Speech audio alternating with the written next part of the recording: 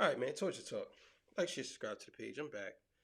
All right, so I came across this fascinating video uh, about the rise in gas, oil, and he goes into a very deep, detailed description of certain things.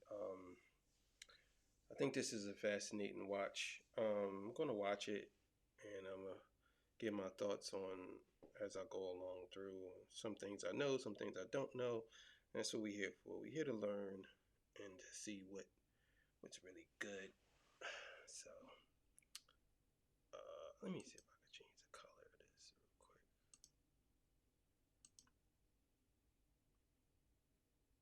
real quick. I forget. All right, here we go. Right now, not much oil is being produced in the world. Many doubt production will be restored next year to the pre-pandemic level. At the same time, we have a global energy crisis with the sharp rise in gas and coal prices. As energy demands grow, the low production won't be able to meet the demand, which means prices continue to rise. So how did this happen? In the spring of 2020, oil prices plummeted due to the pandemic. Remember, airplanes were grounded, cities were under lockdown, and there was an enormous drop in fuel demand. That's why the oil supply at that time was 20% higher than the demand. Needless to say, members of OPEC agreed to reduce their oil production by a record amount, almost 10 million barrels per day, which is about 10% of world production. This was the OPEC Plus deal. The US and other countries that aren't normally part of OPEC also cut production. So all in all, this meant a reduction of some 15 million barrels per day, or more than 15% of the world's oil production. Prices quickly rose to $40 to $45 per barrel. Exporters suffered huge losses even at relatively high prices. That's because the cut in production cost them tens of billions of dollars. The first tough pandemic lockdowns helped the global economy to start recovering. So, exporters started to increase production again. They were cautious. They didn't want to restore production fully or too quickly. Otherwise, that would bring a drop in price. The pandemic is still ongoing, and if any country with a large economy, let's say China for example, were to enforce yet another new lockdown, that would mean demand will plummet again. So you can see how the situation has been quite volatile. Initially, analysts thought that even a slow increase in production by the OPEC members would make supply exceed demand for January 2022, and therefore lead to a drop in prices. They believe this because U.S. companies increased offshore oil production. He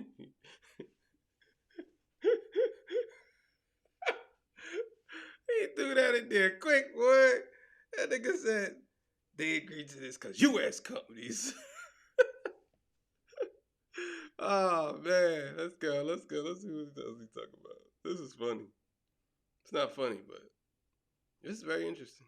To pre-pandemic levels a few months ago. Before the pandemic, the U.S. production level led to an oil surplus on the world market. But this initial forecast of an excess of supply turned out to be wrong. This summer, it became clear that a huge additional demand for oil could emerge in the world in the upcoming months. For the first time in decades, the price of natural gas in Europe and Asia exceeded the price of oil in terms of energy release. So that's why analysts believe they'll see significant increase in oil demand from 750,000 to 2 million barrels per day. This summer, it also became evident that most of the OPEC Plus members couldn't increase production even to the quotas that they'd agreed upon. At the same time, oil demand was growing much faster than previously forecasted. In September 2021, the OPEC Plus members increased production faster than they initially agreed to, but they still couldn't keep up with the demand. Only Russia and Iraq are producing more oil than their quotas allow. The problem is, many of the oil exporting countries don't have enough investment to return to previous production levels. OPEC leadership denies this, of course.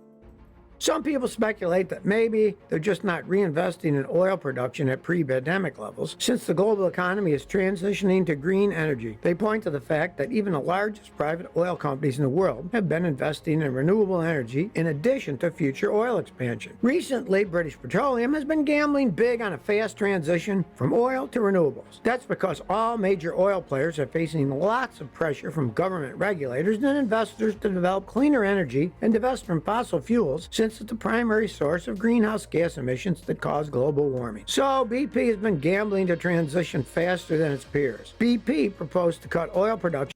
Okay, so basically they're saying the government has been pushing for this to stop global warming. I don't know if global warming is a hoax. I don't know. Like I said, man, you never know with these people because they'll tell you one thing and then 10 years from now They'd be like, "Oh no, it wasn't like that. We never said that," even though we know they said that. So I'm not gonna go on record and say whether global warming is a hoax or not, because I don't really, dig too deep into that. But I will say, excuse me, I will say that they do be changing up a lot. So let's see what else he's talking by 40%, or about 1 million barrels a day. That's equal to the United Kingdom's entire daily output in 2019. In addition, BP is boosting capacity to generate electricity from renewable resources equivalent to the power made by 50 U.S. nuclear plants. Going back to rising gasoline prices, some people speculate that some oil exporting countries aren't quick to return to previous investment level in new oil production projects because of green energy. They say the current oil situation is an opportunity to transition more quickly to green energy and abandon oil. But unfortunately, it's not all that simple. The chief planner of the International Energy Agency, which is responsible for green energy transition, said that the transition could become quite messy. The IEA's new version of the Energy Transition Plan shows a noble yet ambitious goal to achieve zero greenhouse gas by 2050. This will limit climate change to 2.7 degrees Fahrenheit. They believe that only the speed of transition will allow avoid. So let me get this right. They doing all this to decrease climate change by 2.7%. I don't know if that's a astronomical number. I don't know. It don't seem like it, but I don't know. I will have to do some research on that. But I hope that they're not doing all that just for that. I hope they ain't doing it just for that. Which we all know they're not. We all know they're not doing it just for that. Obviously, there's some money tied into this. Catastrophic consequences for the climate, population, and economy. Let's talk about electrification. A few years ago, Stanford economists projected that EVs will kill the global oil industry by 2030. Stream 85 plus live channels with no hidden fees. YouTube TV. Try it free. I don't want insurance providers. I have insurance. I have insurance. The world economy really starts abandoning fossil fuels at the speed that politicians are planning, then some people think we'll reach the peak of oil consumption sooner than later, which after that point, oil demand will only go down. Would it surprise you to hear that gas giants BP and Shell acquired EV charging companies? They bought them with chump change to diversify their holdings. Oh. So BP and Shell brought these companies that produce these lithium batteries or whatever you want to call them. They brought these companies, and now they could basically do what they want. So once they stop producing the oil, then they could just jump right into that. That's crazy. Why didn't I think of that? I ain't have enough money to buy nothing shit like that, but still. It's crazy. But it just goes to show that the oil industry acknowledges the electric future. But the fact is that it'll probably take a bit longer than that before the EV uptake destroys oil demand. Frankly, EVs have a way to go before it can challenge the internal combustion engine industry and subsequently the oil industry to a significant degree. Here's why. Last year, light plug-in and fuel cell cars plus electric city buses and two-wheelers displaced some 370,000 barrels per day. Experts estimate that number will grow to 1.5 million barrels per day by 2025. That's 400%. You might think that sounds like an insanely huge number. The fact is, that would be just 1.4% of the world's total oil demand. So it's just a tiny dent. And that's Yo, I was telling my boy that. He kept saying, "Oh man, yeah, electric cars gonna take over, bro. Yo, it's coming. It's gonna be like in the next 5 years." I'm like, hell no. It's too much. It's too many cars on the road that takes gasoline. It's too much, man. You got to understand that this is years in the making. That shit's going to take them at least 40, 50 years to get even close to it. Like, really, that's crazy. why oil investors aren't losing sleep over it yet. Here's another interesting metric. Last year, just 2.7% of cars sold are EVs. Experts believe it'll grow to 31% by 2040. So the EV has an upward trend, and its long-term outlook is bright. But nevertheless, it's still decades away. If governments want to accelerate the EV revolution, they need to create more incentives for consumers to buy EVs and create more subsidies to speed up the infrastructure growth and battery innovations. Recently, Biden administration has proposed investing heavily on EV infrastructure. The UK previously had plans to ban sales of gasoline and diesel cars after 2040. But last year, Prime Minister Boris Johnson announced they're moving up the deadline to 2030. Just consider what major car companies are doing right now. General Motors pledged to focus on electric cars and be fully electric by 2035. Jaguar plans for their cars to be fully battery electric by 2030. Land Rover projects their cars to be 60% BEV by that time. Ford announced that all their cars in Europe will be EV by 2026. This fuels a lot of hope for the EV sector. Every revolution and every war is about chaos, and that's what we're seeing. Advances are being made on both sides. It's hard to discern what the real turning point will be and when. You have people with differing views and projects, and the only common thing we share is just knowing the storm is brewing. Let's talk about how the oil and gas lobbyists are reacting. So the U.S. Senate passed a budget resolution in August for a $3.5 trillion budget reconciliation package. But then there's the American Petroleum Institute, and you also have the American Gas Association. They're two of the most powerful oil and gas lobbies in America. Since that budget resolution, API and AGA have been flooding Facebook with targeted ads that oppose climate initiatives. API alone sent $423,000 on Facebook ads, and these ads have been viewed some 21 million times. Their average ad spend is a bit shy of $11,000 a day, which of course is peanut money for them. AGA has been spending too. They spent $18,000 on Facebook ads with the goal of moving people to contact their members of Congress and vote no to higher energy costs and against the energy tax. In the U.S., unleaded gasoline usually comes in three grades. Normally we have 87 for basic or regular, 89 for plus or mid-grade, and 93 for premium. But what is octane rating and what does it mean?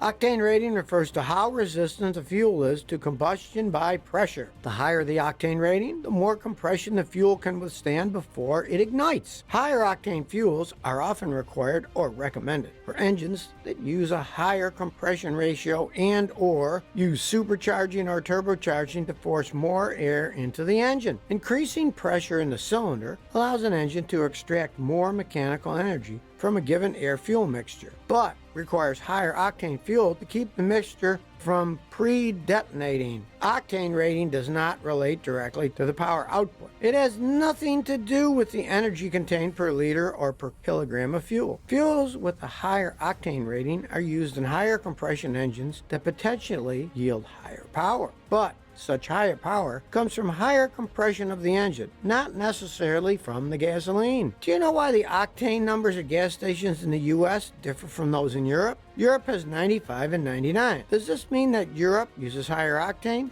No, because in the U.S., gas stations use pump octane number or PON, but Europe uses RON, which means research octane number. It's just a matter of definition. So the American 89 octane, or mid-grade, is the same as the European 95 octane, and the American 93, or premium grade, is the same or similar to the European 99. In 1921, an English engineer, Harry Ricardo, discovered that the more iso-octane in the fuel, the more resistance it was to detonation. He developed a scale. This guy's on fire. He is on fire right now, boy. Oh my God. He's on fire. He is on fire.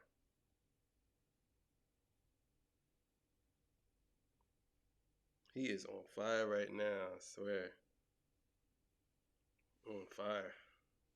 To measure detonation resistance. Gasoline made up of 100% iso-octane was given an octane rating of 100. Harry's work ultimately led to the general use of octane ratings. There are a lot of myths about octane, so answer true or false. The different octane levels means different energy content. Different octanes burn fuel hotter or colder or faster or slower. Different octanes burn fuel cleaner and more fully. If you answered yes to any of these myths, then unfortunately you were are wrong because 1, the different octane levels all contain the same energy content. 2, they also all burn the same temperature at the same speed. 3, a clean or complete fuel burn depends not on the octane, but mainly on the air-fuel ratio in your car's combustion chamber. So let's break it down. This game, you're not ready for it.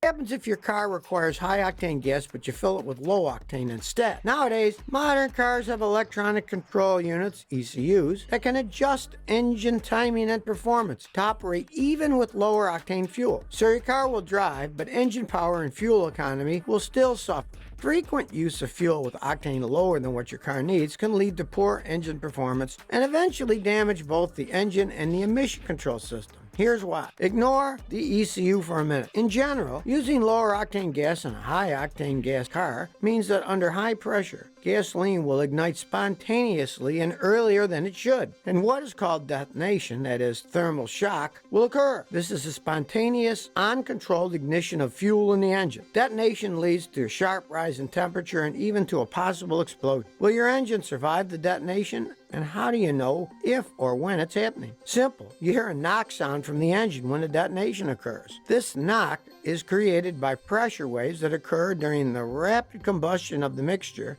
and get reflected from the walls of the cylinder and piston. This reduces the engine power and accelerates the wear inside. So if detonation waves occur, the engine can be damaged or destroyed. That's how gasoline with a lower octane rating can damage the engine pistons if you regularly use it in a car that requires high octane. What about the opposite scenario? Let's say your car maker requires regular unleaded gas, but you upgrade with mid-grade or premium. Will this affect fuel economy or engine performance? It depends on your driving conditions. For example, in most cars, higher octane fuel can improve performance and gas mileage, and it can also reduce carbon dioxide, CO2, emissions during severe duty operation. Like if you're towing a trailer or carrying a heavy load, especially in hot weather. But under normal driving conditions, you'll probably get little to no benefit in fuel economy or engine performance. In that scenario, you have to ask yourself, why pay more for premium gas? So, is there a difference between what your car maker requires versus what they recommend? Yes, there is a difference. In general, if your vehicle requires mid-grade or premium fuel, then higher octane fuel is worth the extra cost. If your owner's manual says your car doesn't require premium fuel, but says that your vehicle will run better on higher octane fuel, in other words, it's recommended but not required, well, then it's really up to you. The cost increase is typically higher than the fuel savings. But some drivers value lower CO2 emissions and lower petroleum usage by even a small amount. And for those drivers, this is more important to them than cost. In conclusion, what fuel should you use for your car? At minimum, use the fuel grade required by the original car manufacturer. Where can you find that information? It's always written in your car manual. If you lost your manual, you can check either the fuel door, because it's usually written there. Or if it's not there, it's probably on the fuel cap. Or if it's not there, check the fuel gauge on your dashboard. Here's a quick cheat sheet on how gasoline works in your car.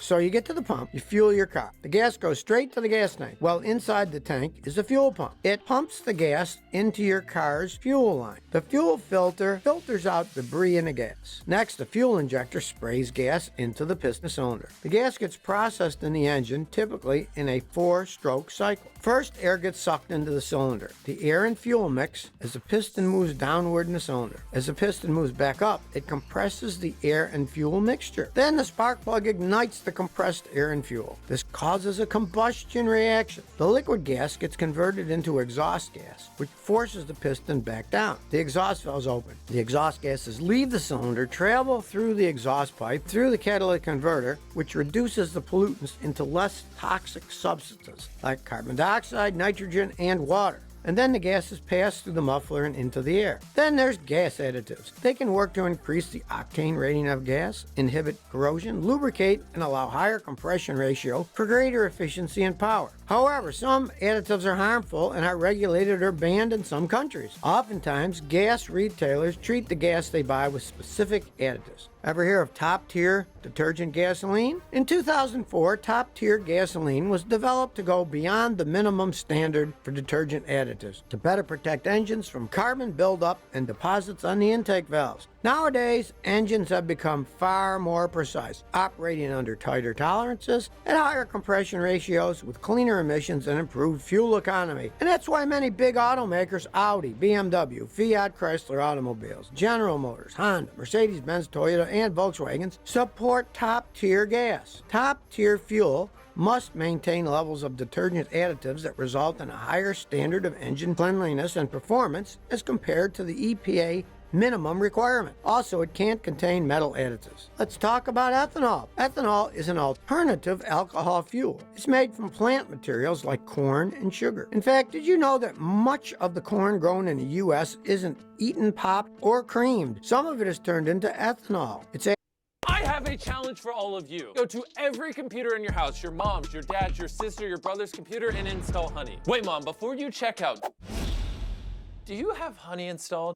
Added to gasoline because it's a cost-effective way to raise the octane rating of gas. Also, ethanol burns cleanly, so it's also a way to help reduce emissions. Ethanol can be burned in a gasoline engine, but it's less than ideal compared to gasoline. Reason is, it has less chemical energy than diesel or regular gasoline. But since ethanol comes from renewable sources, it makes a lot of sense to use as much of it as we can. Ever see the badge for E85 and wonder what that is? E85 is a blend of 85% ethanol and 15% gasoline. It's designed for use in flex fuel vehicles, which can use both gasoline or a mixture of gasoline and ethanol. Well, what happens if you actually put E85 in a non-flex fuel vehicle? Well, your car may run poorly and a check engine light might turn on, but it shouldn't cause major damage to your car. Just be sure to add regular gasoline to the tank when you can to further dilute the ethanol. While 85% ethanol is a bit high use for normal gasoline cars, a more conservative ratio can help stretch gasoline supplies and reduce our reliance on fossil fuels. In fact, that's why at most regular gas stations these days, you might notice a pump with a sticker that says something like, may contain up to 10% ethanol, or a blue pump with a blend of 25%, 30%, or 35% ethanol. These fuels work just fine in most modern cars built after 2002, and that's why we see a bit of ethanol in virtually all gasoline nowadays. You should check your owner's manual or speak to one of the service advisors if you're unsure.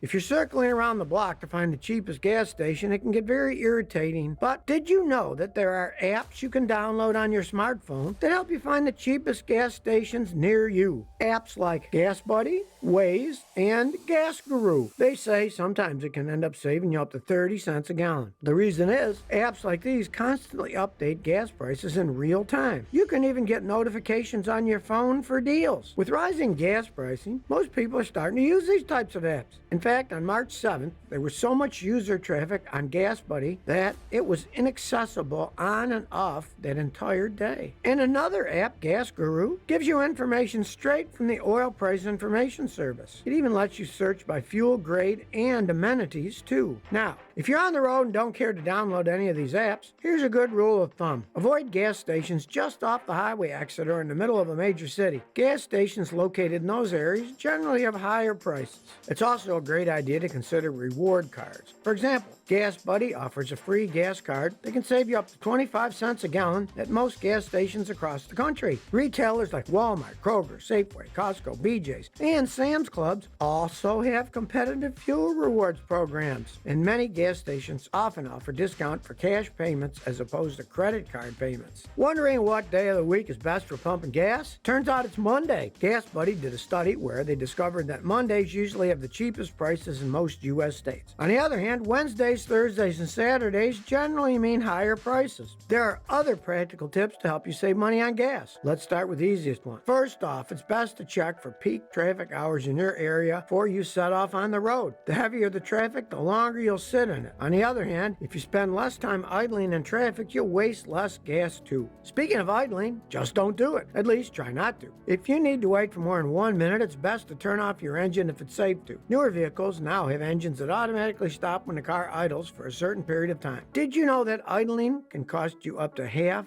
a gallon of gas per hour. Waiting at a red light takes 45 to 120 seconds. Starting your car only requires about 10 seconds of gas. Even if it's cold outside, don't idle your car for long periods of time to try to warm up your car. All it does is waste fuel. Now, if you're one of those drivers who loves to speed from point A to point B, I've got some advice for you. Just slow down. Slowing down and driving at the speed limit reduces aerodynamic drag. The lower the drag, the higher the fuel economy. Fuel economy starts to drop significantly when you speed above 50 miles per hour. Also, when you accelerate, gradually ease up on the brake. When you brake suddenly or accelerate quickly, car eats up more gas. That's why coasting down a hill through a red light is recommended. Cruise control is also a great option to help you maintain the best speed and save fuel when the road is flat. Here's one that might be new to you. Don't wait until spring cleaning to clean out your car. Carrying extra cargo in your car adds weight to the vehicle. I'm talking about things like sand or salt bags for removing ice. The more weight your car has, the more gas it needs to get moving. Losing an extra 100 pounds from your vehicle can improve your gas mileage by 1%. That's based on the percentage of extra weight relative to your vehicle's weight. Also, things like cargo containers or bike racks on a roof increase the vehicle's wind resistance. This means that the engine has to work harder to maintain its speed. In fact, this aerodynamic drag can increase fuel consumption by up to a whopping 20% on the highway. So if you don't use those features regularly, just remove them for your daily commute. Also, make sure your tires are properly inflated. Low tire pressure reduces fuel efficiency. Not only that, but it also wears your tires out quickly. Tires lose pressure over time. You can't avoid it. That's why you should check the pressure at least once a month. Now, if you ever see your car's check engine light come on, take it to a repair shop as soon as possible or get your code reader if you own one and see what it is. The new best way to make money online that nobody's talking about is something you've never heard of before. It's using Audible. So these right here are real paid. Engine issues can cause you to burn up to 25% more fuel than you normally should. On the other hand, if you regularly service your car, then you're helping your engine run at its best. In fact, properly maintaining your car might cost you in the short term, but it will also improve your gas mileage by some 4%. Not to mention extend the overall performance and lifespan of your engine. And fixing a serious maintenance problem, like a faulty oxygen sensor, can improve your mileage by up to 40%. If you want to know how often you should get a tune-up, just check your car's manual. It depends on your car's age and model. For newer cars, an inspection is generally recommended every 20 to 30,000 miles. Also, check the fuel octane that's appropriate for your vehicle. Some people believe the myth that putting premium high-octane fuel will help their cars be more fuel efficient, but that isn't necessarily true. Many cars are actually designed to use regular low-octane fuel, so adding higher-octane fuel won't help your engine but only hurt your wallet. One last tip for the day. This one's about air conditioning, since gas prices are expected to remain high through the summer. Some people believe that in hot weather you should use AC. The reasoning is that modern air conditionings create less drags than if you were to drive with the windows rolled down. But there are others that say driving with your windows rolled down will save you fuel. Here's the thing. The correct answer isn't absolutely either of the two. Studies show it's best to drive with the windows rolled down if you're driving at speeds less than 40 miles an hour. But if you're driving faster than that, then it's more fuel efficient to drive with the AC turned on and the windows rolled up. And of course, if you have flexibility, the best is to drive during cooler parts of the day if you can. That's because cooler, denser air can boost power and mileage, and your air conditioner won't have to turn itself on as often when it's not 100 degrees outside. Let's talk about what's happening right now. On March 6th, the average price of gas in the U.S. broke $4 a gallon. This was the first time it happened in almost 14 years. We're talking an increase of nearly 50% from a year ago. The next day, the national average was $4.10 a gallon, breaking an all-time record high. And that's not even taking inflation into account. The following day, it hit $4.17. That was an increase of about 55 cents since the week prior. Nowadays, filling up a small car can cost you $60, and a crossover can easily break $80. No wonder people are anxious about the future, and some experts expect this upward trend to continue in the months to come. Crude is petroleum gas in its natural state before it gets refined. Even before the U.S. ban, many Western energy companies moved to cut ties with Russia and limit imports. I'm talking about companies like ExxonMobil and BP. Shell purchased the shipment of Russian oil at the beginning of March, and then they apologized 2 days later after international criticism of their action. Then they promised to stop any further purchases of Russian energy supplies. Preliminary data from the U.S. Energy Department showed more interesting findings. They found that imports of Russian crude oil dropped down to zero in the last week of February. So, how much does the U.S. rely on Russia for oil anyway? Well, Russia accounts for almost 10% of the world's oil supply. But you might be surprised to learn that Russia isn't the world's largest oil producer, and it isn't Saudi Arabia either. Believe it or not, actually, it's the United States. But the U.S. is also the world's biggest oil consumer. We can't meet the demand in our country only with U.S.-sourced crude oil. We need other countries to help too, and one of them has been Russia. At least it was. Last year, in 2021, the U.S. imported 245 million barrels of oil from Russia. That's about 8% of all U.S. oil imports. That's less than what the U.S. gets from Canada or Mexico, but more than we imported from Saudi Arabia. Biden explained it would be understandable that prices would rise, but he did caution the U.S. energy industry against excessive price increases and exploitation of consumers. Even so, that doesn't mean the industry will listen. Now, that's not to say that the U.S. economy can't fully handle higher gas prices. It can, but it will bring some challenges. There's just no way around that. Remember, gas prices were soaring even before the ban officially started, and a major reason for that was because of the looming possibility of a U.S. ban on Russian oil imports. Only now it's a reality. Even experts say they'd never seen this type of situation before with this level of uncertainty. In 2008, gas prices broke a record when it averaged $4.10 a gallon. When you take inflation into account, that comes to about $5.24 per gallon. Soaring prices stuck around for weeks, but here's the difference. The projections for high gas prices right now is that this time it'll stick around for months. Just how high are we talking about? As of the making of this video, experts are saying that we're headed towards national average of $4.50 a gallon. Some experts believe that this ban on Russian oil imports can even shoot an average over $5. In February, oil was selling for about $90 a barrel. Now their price is $130 a barrel. Energy analysts have warned that prices could rise as high as $160 or even $200 a barrel in the near future. This is only if sanctions continue and we continue to boycott Russian crude oil. Because of the U.S. ban on Russian gas and oil imports, the U.S. is considering other sources. For example, senior U.S. officials traveled to Venezuela recently to discuss the possibility of easing up oil sanctions over there. Time will tell as to whether the alternative sources will work or not. For now, the best we can do is save up on gas in any way we can and buckle up for rising prices in the months to come. But now, you tell me, how high do you think gas prices will be? Will there be a tipping point or threshold where you'll stop driving and take public transportation instead? Or maybe consider getting an electric vehicle? Do you have any other tips or tricks to save at the pump? Please share your experience by commenting below. If you like this video, please like and subscribe. Thanks for your support.